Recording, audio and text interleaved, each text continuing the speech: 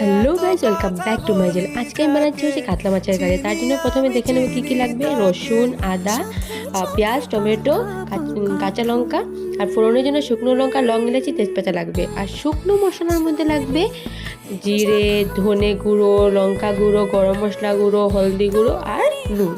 নুনটা তুমি তোমার পরিমাণ মতো দেবে, তুমি যেতটুকু বানাবে। আমি তো কম করে বানাচ্ছি, তার জন্য অল্পটুকু নিয়েছি।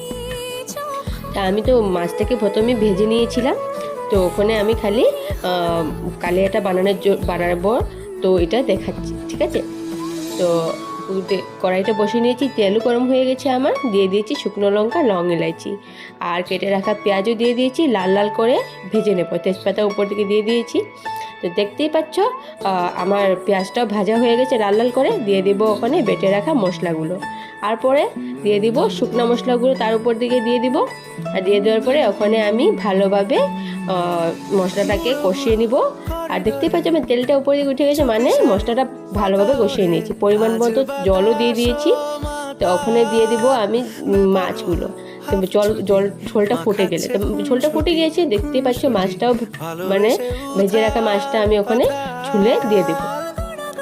আপনারা এরকমভাবে ঘরে বানিয়ে দেখবেন, দুর্দান্ত লাগে খেতে। ঘরোয়া পদ্ধতিতে আপনারা বেসিক মশলা দিয়ে কাতলা মাছের কালিয়াটা বানাতে পারবেন। অবশ্যই রেসিপিটা ট্রাই করবেন, আর please subscribe to my channel and অবশ্যই ট্রাই করবেন।